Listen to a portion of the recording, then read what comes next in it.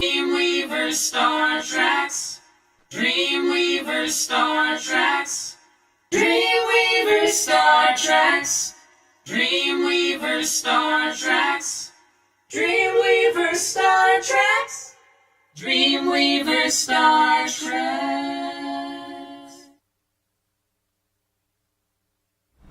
Hello, and we are DreamWeavers StarTrax, and my co-host, Miss Corinne Zai. And hello.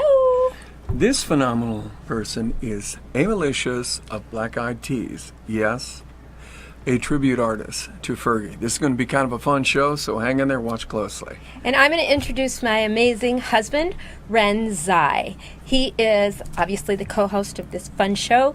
He's an actor, an acting coach, playwright, screenwriter, and filmmaker, and everything else under the sun. And we are blessed to have Miss Amy Sung, one of our longtime DreamWeavers clients. Yes. And we're going to be asking her a little bit about her history, about when she decided to become Fergie and get into show business. So if you've ever wondered what's it like to be a tribute artist, pay attention. All right, go ahead. So we're just going to talk a little bit about an overview of Miss Beautiful Amylicious Amy Sung's career.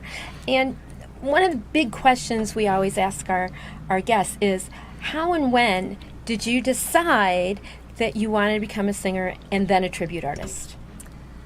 I would say my singing career began, just going through high school singing. Even prior to that, I would just get asked to sing for various little things. I sang at a rodeo, I sang at some weddings, always very nervous at the time. I didn't really have much training, but it wasn't until years later that I decided to become a Fergie impersonator, and I guess we'll talk about that in a little bit. We'll talk about that in segment 2, people. Excellent. And why did you decide? Yeah, tribute artist, kind of. Yeah. Everyone's singing, and then you chose this particular thing. So, kind of what led into Well, if you look closely, I kind of resemble Fergie a little bit. Just a little That's bit. a good start. I was actually singing with a friend of mine downtown, and people started remarking that I look like Fergie, and it started happening all the time. I was like, maybe there's something to this. Like, maybe I should pay attention, to these people saying, you look like Fergie from the Black Eyed Peas. So it wasn't until about 2010 that I started becoming a Fergie impersonator, and did my little Fergie solo stuff, and then I gradually formed the Black Eyed Tees, and it's been a ride. That's a great name. It's been so fun. So that's kind of the gist of, That's great. what started it all. Well, and one of the things that I think is important for our audience is to know, how did you put the band together? How did you figure that part out? Because we're thinking of some of you out there may want to do it. You could be anywhere in the country or the world. Mm-hmm. Yeah, so how do you, I've got this idea, I look like someone, I want to do a tribute. Boy, that's an interesting journey. Yeah, it is. Just being involved in the music scene, obviously you meet people and you find out who does what, who's looking to do something. So it took a long time to actually pick the band members, to get everything from start to finish, from, building the backing tracks to, are we going to use live band, are we not going to use live band, just, getting everything taken care of. So, it was word of mouth, a lot of word of mouth, definitely. People that I knew, just passing the word along. And, do you know anybody that looks like Taboo? So I actually had a friend of mine who was a Prince impersonator, and he led me to who is my Taboo now. So, and then he led me to our new will.i.am, who's been with us for the last few years.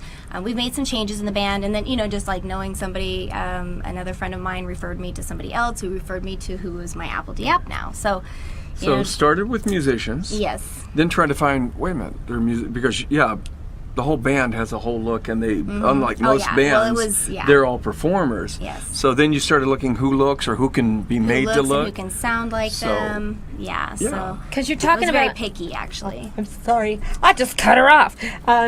Okay, so one of the things, because we'll talk about this in section 2, but I was Barbra Streisand, tribute artist for years. Of course, I'm only 25, so it couldn't have been too many years. Yeah. She's sort of yeah, just saying. So there's two things: being a ringer, which means you look exactly like the artist, like beautiful Fergie and Jewish girls. We all look alike, and And then you have to sound like them. And if you look like them and you sound like them, that's the ticket. There's Yes, cash, money involved in that. And there's an interesting thought. So in section 2, maybe both of you could cover, because Corinne will explain why sometimes looking like someone, you sound like them, and they're resonators. Because, the face, if it has a similar shape, also has a similar resonance, which Similar is kind sound. of really cool. Most definitely. Yeah. And some of it you have to manufacture through lots of training. Lots of training. And we'll talk about that in segment 2. So this is important for those of you who want to be a tribute artist. Miss Amylicious, how did you get your first gig? And by the way, my phone did go off. I forgot to put it on Do Not Disturb, but it was an audience question, so it's legal. Just saying. All right, we'll forgive you this time. Thank you.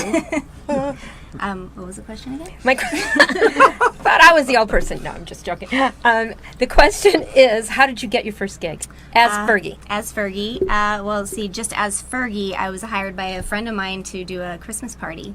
So, and I was so nervous at the time, and that pushed me to put my little mini Fergie show together. So, as Fergie, yes, that was through a friend, and I had another friend who hired me. It was just all like people I knew, basically. You just rub shoulders with people that are in the industry, and you talk about what your plans are, and eventually word will spread and somebody will be like, hey, I want a Fergie tribute artist. But as far as the band goes, our first gig was at the Cosmopolitan here in Las Vegas, and that was through our big place to start your first gig. Yeah, it was in a casino for you. Those of you guys don't live in it's a Las nice Vegas. place. It was in the club there.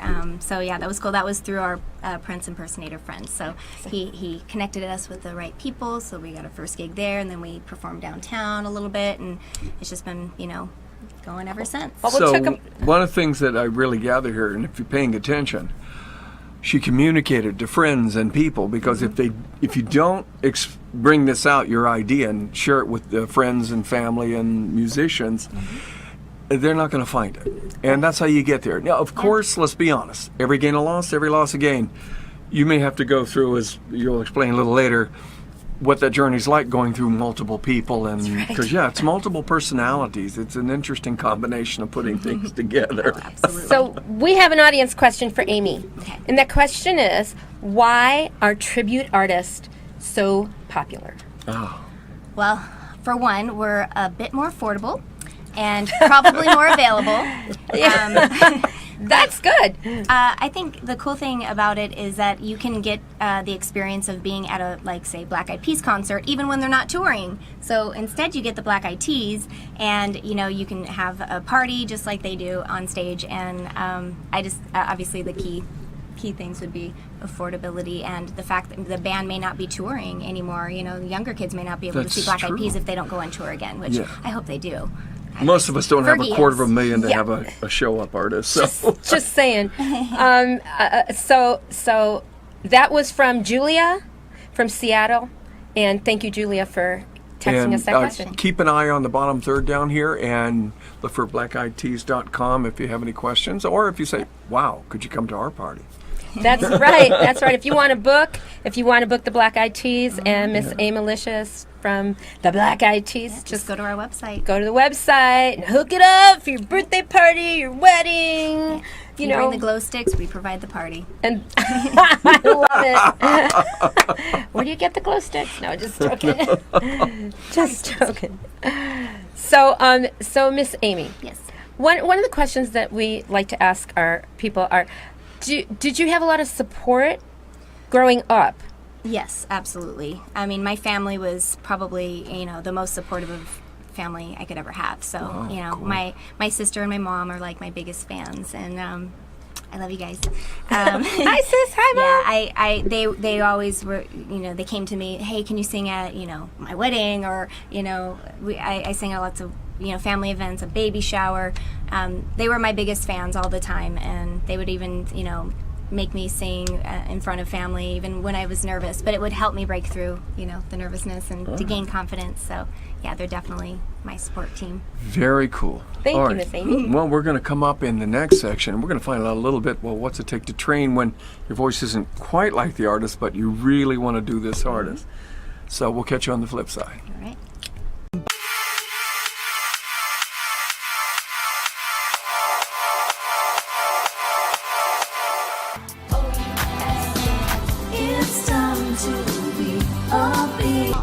tell them where I'm from. Finger on the palm, make the cigarette. All that junk inside that trunk.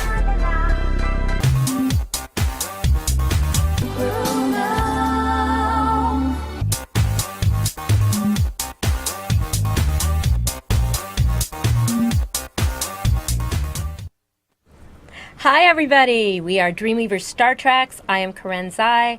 I'm a voice teacher with the amazing Amylicious from the Black Eyed Tees, a Fergie tribute artist, and a long-time DreamWeavers client. Yes. And we're so excited to have her with us. And now, this is the part in the show where we talk about vocal training.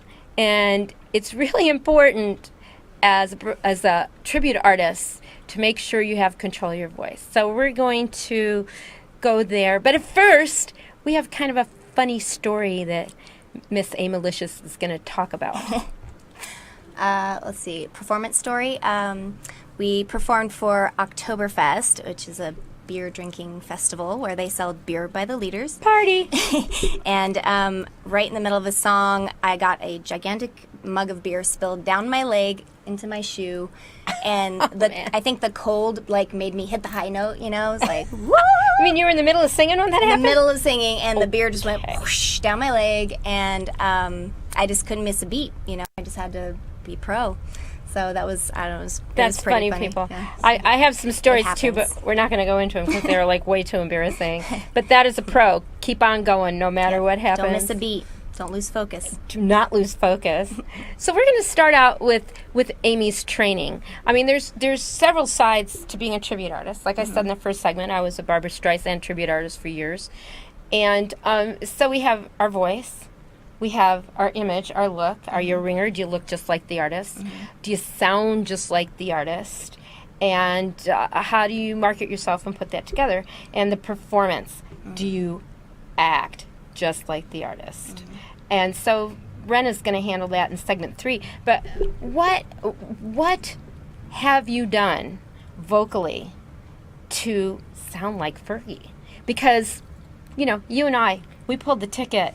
We look exactly like some of the greatest singers on the planet. So it wasn't like I was just gorgeous and looked like Marilyn and could kind of blow through it with a bunch of air. So what did you do to make that happen? Well, obviously, I found you. Me! Speech level singing, really learned techniques on how to get a deeper sound, because Fergie has a lot of different sounds. Oh my God. Which Oof. it makes it really fun for me because I get to, sing different types of voices. Right. But yeah, I had to do some training to learn how to, create that sound Right. and different vowel modifications to hit certain notes, while I'm still trying to give the right facial expressions. And so, it's like Got a lot going on in there, which is yes. so much different than just doing yourself. Because whatever you do yourself, nobody said to you, "Oh, you don't sound like." It's like, hey, I'm doing me. I can sound like anything I want. Exactly. Right. Vowel modifications, by the way, people. Certain vowels are more challenging to sing than others. So you take the easy vowels and you kind of morph the vowel in the song to sound like one of the easier vowels. Just saying. That's what a vowel modification is. And I really try not to sing ever unless I warm up my voice. I do my warm-up exercises. Smart and, lady. yes. Smart Preserve lady. the voice. And Yes. So how did you become the leader and get everybody to commit to Miss Fergie Black Eyed Tees? well, I grew up in high school, or a little bit before high school. My parents sent me through some leadership courses, and I didn't really apply it much until this time in my life. And it's actually, I will find myself tapping into some of the the trainings that I learned back then. And I think it's just because you have when you get a goal in mind or a vision, you start dreaming up something, you find a way to make it work. And so if that means you have to lead a group of men when you've never done anything like that before, Ladies. and go through the trials of maybe certain personalities don't mesh as well, or and you have to change things up a little bit, and taking the leadership role, you have to make those decisions, and even hard decisions at times, but it always, if you do the right thing, it ends up working out. And I've had to make some changes, but now I have this team that everybody somebody is, has the Amazing. time that can dedicate to the project, and and we have personalities that mesh well with each other, and That's a important. mutual respect for each other. It's Important. respect is earned, I believe, and we have the mutual respect with each other, so that definitely is a. I love it. helps. I love it. See, that's really important, ladies. Listen to it, because it's not easy. If you watch Jeff and Leon mix, it's not easy to be the girl in the band. They Yeah, don't- especially trying to lead the men, and I've had my moments where I've broken down and like, oh, I can't, Yeah. it has its challenges, but it can be very rewarding as well. And I was there when she was putting it together, so believe me, I know what she went through. I come But in she- crying it's- sometimes. Right. to do with But she's done an amazing job, you guys. It's you saw it on the media before this segment, in the first segment. So Amy, obviously that's pressure, right? Yeah, Right. a It's a lot of bit. pressure when you're the Yes. leader of the band, especially tribute artist band. So how do you commit to that, and how do you deal with it? Do you use positive affirmation? Oh, yes. Positive information helps too. That too. But positive affirmations. Oh, yeah. I'm leading her into this one because I know the answer. Just saying.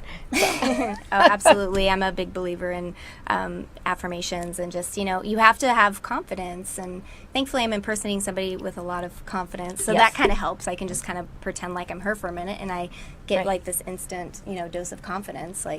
But yeah, I would say you have to believe in yourself. That's huge, huge. Men, women, children, doggies, kitties. Your self-belief and self-confidence is everything. If you feel confident, then the people that are working with you are going to feel confident in what you're doing. Okay, so now I'm going to ask you, this is the fun part. Can you just do a chorus from a song? No music, just a All right. cappella. Okay, so how about... Do me some foigy. All right. You got me tripping, all stumbling, all flipping, all fumbling, so clumsy 'cause I'm falling in love, so in love with you. Ah, there it is, Fergie. I love it. Now let's talk about this, and this is something that probably only you and I know. Okay, it's our little secret. We're going to share it with the world.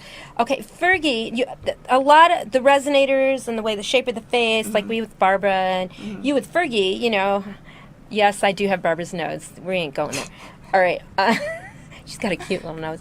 That has a lot to do with the color and tone of your voice, which means you're going to sound like someone, So I sound in many ways very much like Barbara's because of this whole thing going on. And you sound like Fergie because of that whole thing going on.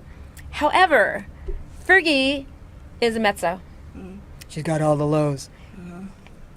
Amylicious does not. Amylicious has highs. So we had to really work on getting those lows, like you just heard her do. I even did some of those exercises today. Oh, It's like smart working girl. out. If you don't keep up with it, it's like going to the gym. You'll Right. lose the muscle strength if you don't keep doing it. So I repeatedly do certain exercises that will help me to hit those low notes, because if I get a gig and get on stage, if I have only a week to prepare, I can't try to rebuild those muscles in a week. I need to stay on top of it. Thank you. So- Thank you. I didn't have to say Practice, it. practice, Amy said it. I say it about 1,000 times a day. Okay, we have an audience question Okay. for you. All right. Okay, and this is from Michelle, Albuquerque, New Mexico. Hey, Albuquerque, what's up? How do you mimic someone else's voice? Whoa, huge question. Yeah. Well, obviously, besides the training and asking advice from your trainer, but I think the important thing for me is to always go back to Fergie. I listen to her live. I watch tons of videos. I listen to her tracks all the time, and in order to mimic her sound, I will sing with her track playing. That helps, because you can tune in, like if you're off, or like sometimes I might realize I'm singing just a little higher on some of the raps, Right. and I really am trying to perfect it all the time. I'm always working on it. I'm always Saying the words the way she says it. yeah, And starting I and will- stopping the phrasing exactly how she does exactly. it. Yeah. And sometimes I'll go back and I'll be like, wow, I didn't realize I missed that little thing that she does at the end of tail end of that note, but so you just a lot of practice. Well, Miss Amylicious, thank you so much. We're so grateful. I love you. We'll be hanging for pictures afterwards. And We're going into segment 3 with Ren Zai talking about performance and a bunch of cool stuff. Miss Amylicious. Thank Love you. you, girlfriend. I love you too. See you soon.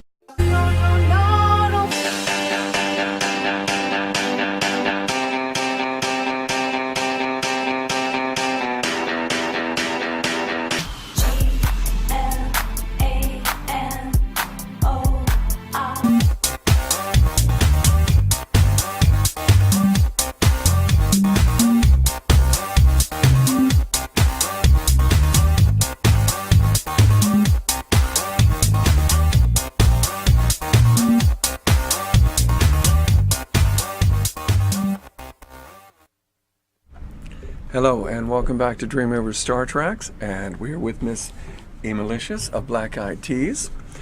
And one of the things we want to really find out here, at least I do from a performance standpoint, normally as a performer, you, especially as an actor, you'll be taking parts and you go, okay, what do I want to be, what do I want to do? But your situation in this is you've actually got to be someone. Kind of like if you're playing the part of another person in history, you've actually got to be who they are. So what went into you really psychologically when you're on stage and you have to kind of be Fergie so that they can understand on the performance level what's some of the stuff you do inside? Well, I try to actually, for a moment, pretend like I really am this multi-platinum, sexy, artist with a gorgeous husband, Josh Duhamel. Okay. Oh, okay. Just like really try to get into character, like I am Fergie. Obviously I don't take it too seriously off stage, but on stage, I can take it very seriously to get to portray that confidence or to portray that story of whatever I'm singing. If I'm singing Fergalicious, I'm just like this, little sexy kitten, sexy kitten up there. Or I'm doing Big Girls Don't Cry, and I will actually tap into some of the emotions that I've experienced going through relationships, breakups, or whatever. So, or falling in love. You tap into those real emotions in order to portray the storyline of the song you're singing. So you kind of find parts of your life sometimes, so that you can get the emotional parallel to whatever the story's about, which is really cool. And that's one of the biggest things, again, as we've talked about on the show multiple times. Many people can sing and phenomenally sing. They're gymnastic singers. And they sing the melody line and they sing the performance. One of the things we try to get to here is Amy's been training in for years. Sing the melody, but perform the story. And as you can hear, she starts doing a lot more digging because in the end result, if Amy's moved and we're watching her and she's Fergie and we think she's Fergie, and that's the cool part. The audience will believe it. Yeah. If you're moved, they're moved. They follow every time, and that's kind of the fun part that we do with that. Yeah. So, in that, any humorous moments of trying to do something or things that might happen on stage in a performance and you're trying to really get it together? Well, I mean, things happen like, out of your control, or just like, for example, we were in Indianapolis a couple weeks ago, and as, we're probably in the second or third song, and we're just really into character, and we look out at the audience and we see children, like teenagers, floating on top of the crowd. They were crowd surfing. And we'd never seen that before, and we were just like, in my head I'm going, are they going to get hurt? I hope the security is going to pull them down. But also I'm like trying to stay in character and enjoy the moment, with these kids, because they're having a blast. And so, I mean, every once in a while you get to experience. I don't know, those are the moments as a performer that I think you live for. Just seeing things like that, seeing the crowd go crazy, and really think, they found us in the hallways. They were taking pictures and videos of us. They were like, "It's Black Eyed Tees, Black Eyed Tees." Like we really felt like, we are that's your the Black job, Eyed Peas though, to these that's kids. what they so, want. Yeah. When someone's watching a movie, they don't want to know. Well, they're caught up into the character. They don't want the character. Just, by the way, remember, I'm not real here. That would just throw the popcorn away, go back in the garage, figure something else to do.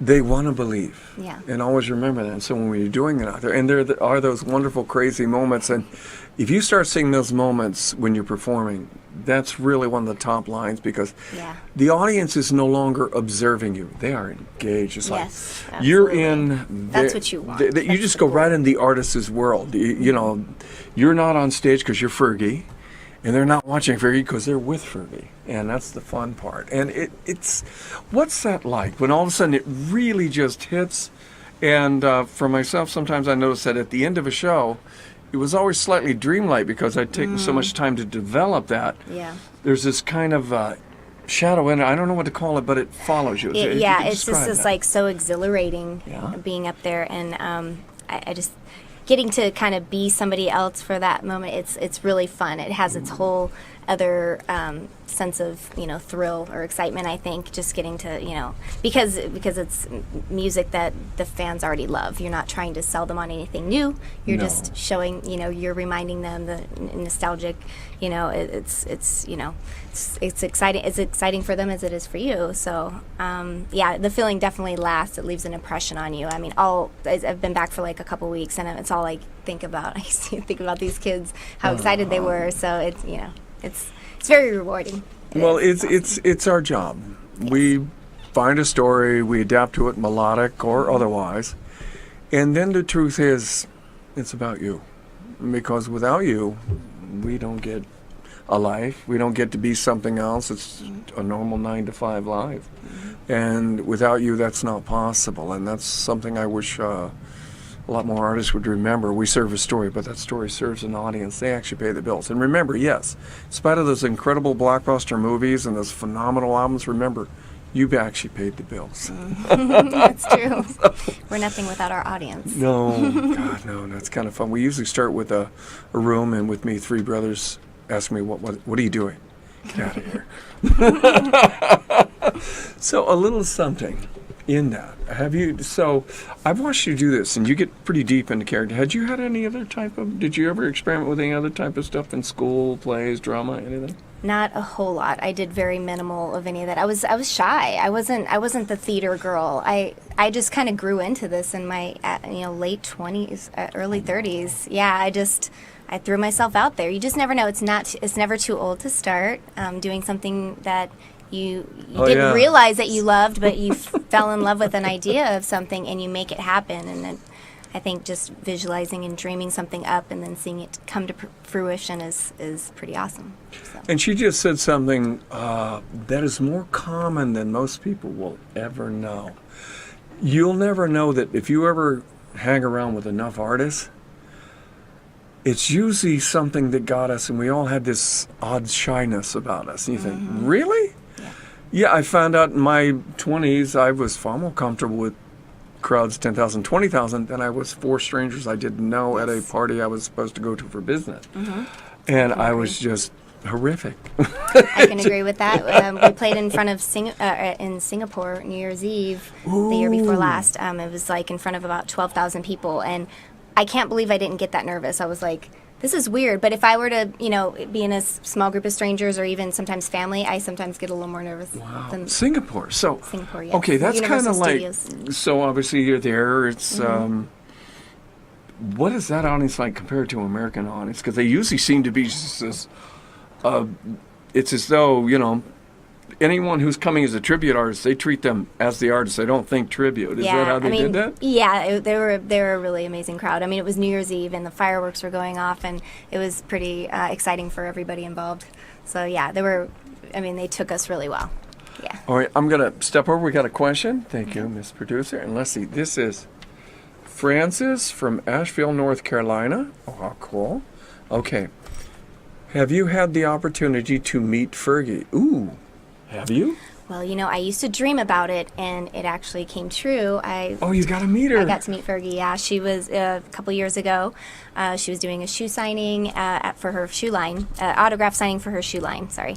And I got to meet her. I bought a pair of shoes, got in the VIP line, met her. She was amazing. She was so down to earth. And, they say imitation is the best form of flattery. And that's what the vibe I felt from her. She was like flattered that, when I showed her what we do, she was like really excited and let me take selfies with her. And how she was so down to earth and awesome.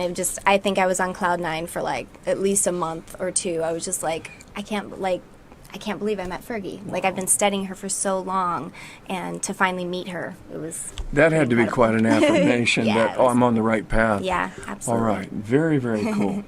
So, folks, pay attention. Look down there. That is blackeyedtees.com. And this is Amylicious, and you've got to go see this and enjoy all of this stuff. We'll be back because it's your turn, and a lot of the important questions that you want to know about, we're going to do our best to answer. So keep sending them in. Take care. DreamWeavers StarTrax. DreamWeavers StarTrax. DreamWeavers StarTrax. DreamWeavers StarTrax. DreamWeavers StarTrax. DreamWeavers StarTrax.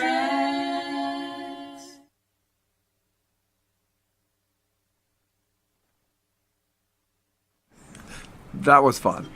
So much fun. I love my Amylicious. Oh my God. Also, by the way, for any of you in Vegas, they are going to be kind of soaring in and out of town. So please look at the .com if you want a booking or you've got something special going on. They are a phenomenal group, and you can have a lot of fun there. Or they might be playing here in town, so check their schedule on their website. Yeah, they're going to be coming in Yeah. because they travel a lot, but they're starting to get some cycles in Vegas, which we're looking forward to, and I can't wait to go see the show again. Can't wait. I want to see them. Well, this is the segment, It's About You for DreamWeavers StarTrax. So we're going to get some of your questions, and our wonderful producer's going to come over with some of them. She doesn't Thank want to you. come on camera. We're making her do it. There we go. Desiree Fahey. We would be nothing Okay. without her. Yes. So, as usual, we have plenty of questions from our wonderful viewers for you guys to Okay. answer. Thank you, Alright. Miss Des. All right, let's see what we got. Okay, who's this one for? Oh, that's not it. All right, that's for Amylicious. This one is Oh, okay. Well, what do you got there? You got it? okay. All right, this one's for me, I think. Okay, good. Okay, I'll take a look here. this is from Latoya in Grand Junction, Colorado. It's gorgeous there, people. Hi, Latoya. How you doing? Your question was, how do you decide what style of music you want to pursue? Really good question. Number one, you're going to kind of look at what you listen to. If you're listening to a lot of Beyonce, or you're listening to a lot of Carrie Underwood, or you're listening to, Andra Day, check her out, man. She's a new artist. Love her. Tori Kelly, then kind of that might be where your heart lays. However, it's important to know your genre, but don't get stuck. Because you can pull from a lot of different genres. Just start singing stuff. See where your heart lays, what feels right to you, what flavor and feel you are happiest singing. And the only way to find that out is to sing a bunch of different styles. And then it's okay to morph them. Look at Tori Kelly. She's kind of bluesy, Yeah, she is. kind of jazzy, but pop at the same time. And so she's a really good example if you go through a lot of her songs to find out. And look at a Carrie Underwood. It's definitely country. However, there's a whole bunch of pop in it too. Yeah, country's just expanded so much over the last few decades. And another thing about that, a simple answer, what moves you?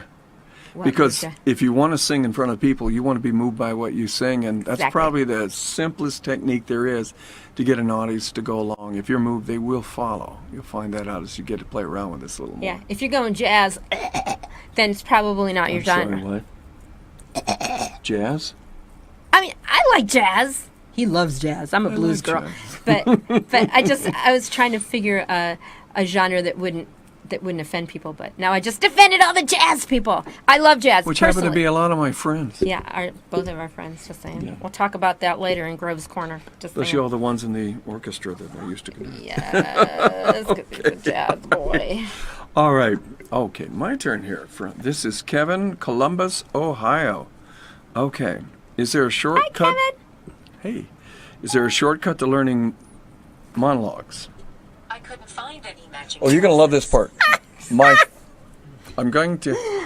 This is my iPhone, and it just decided to answer that question, Kevin, so I'm really, I find that humorous. Siri, you suck. Okay, anyway, is there a shortcut to learning monologues?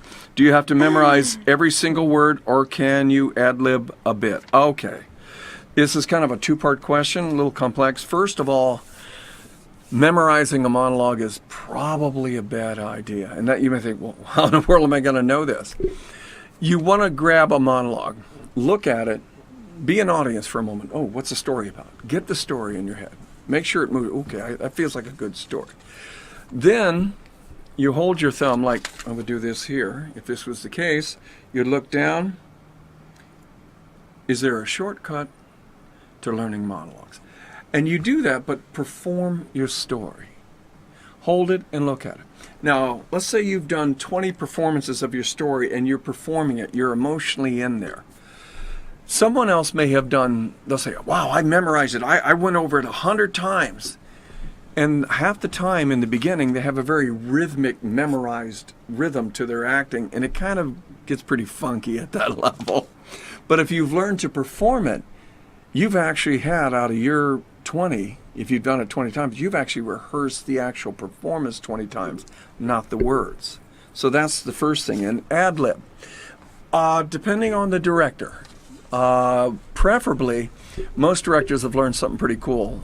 If an artist literally becomes the character completely, unless it's an autobiography, the simple fact about that is you can actually have more depth than the writer. And I personally, when I'm hearing someone, if they go so far and become that person better than I could have wrote them, hands off. Because in the end, I want this, what the story can present best to the audience. It's not about me. It's really about you. And so verify if you can. Hopefully, in the independent world, a lot of ad lib is available for those who are trying. It's a great place to learn, and the whole world doesn't see you until you're ready. So that's kind of cool. All right, what else do we have Is here? this the next one? Who's this for? I broke my glasses, people, so I'm squinting crazy just right before the show. Okay, is there? Let me. Oh, that's yours. That's not mine. Oh, this is mine. I can't see it on my glasses. I'll read it to you. Okay. Okay. Tammy from Eugene, Oregon. My dream is to be a professional singer, but I can't read music. Do I really need to learn this? Okay, let's talk. All right. No, you don't have to. Absolutely not. I was a professional singer for 20 years and didn't know a quarter note from a pair of stiletto heels. Nah, I knew what a pair of stiletto heels was since I was 6. Yes, Just kidding. true. However, you don't have to read music. I mean, you don't have to. It's not prerequisite. Most of the singers out there, unfortunately, have no idea how to read music. However, who was it again? What was the person's name? Was it a girl or a guy? Let me see. That would be Tammy from Eugene. Tammy. Okay, Tammy, Miss you're a Tammy. woman in the music industry. You know what? It's going to be 10 times harder on you than it is on a guy. Sorry, but it is. Because it's still kind of a patriarchal, kind of a dude thing. You know, so we have to be better. We have to be more literate. Yes, music is a language, people. It really is. And you have to do everything well.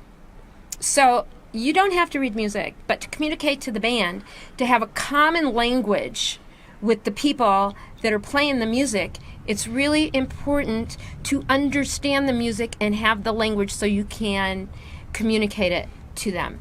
And it's really important so that you have creative control over what you're doing. So how can you do that? How can you do that? Well, one of the other things is some simple things. Always know where one is. It's a great place to start with. Yeah, but like if she doesn't know where one is, 1, 2, 3, 4. And 2, 2, another 3, thing, 4. we've actually, this has been Rhythm. asked of us a lot, and we grew up in this business, God, for 40-something years. I'm not that old. So, no, that was me. So the simple fact is, in a few months, we are actually producing something that may make that completely different for singers. Yes. It will allow singers to be very sophisticated musicians, and you will play your voice and your scales just like a keyboardist and a guitarist, only you'll be able to do it in your head. That's right. And once that works out, you'll be able to actually hear a melody, write it down, with using your mind as your instrument. But that's a little later. It's called musicianship for the rest of us. Musicianship for the rest of us. Yep, songwriters, and we'll do that type of thing, and Singers. also singers. So we got some fun stuff. And speaking of, so I've got a band, I got an idea, I got a movie, I got a book I want to write. I got no money. What do I do? And No money. Dad said no. Okay. Next week, we got Jeff Mix coming back in. He's coming back in to talk about crowdfunding. funding. Yeah. That means that you can raise money for your creative project. And it's really cool. And we booked them so soon after the last show because we want to find out how to do it. So we're going to see you on that. So yeah, pay attention. That's going to be a really great one. We'll catch you on the flip side. Next DreamWeavers week. StarTrax. Love Keep you. learning.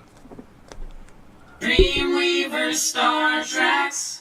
DreamWeavers StarTrax. DreamWeavers StarTrax. DreamWeavers StarTrax.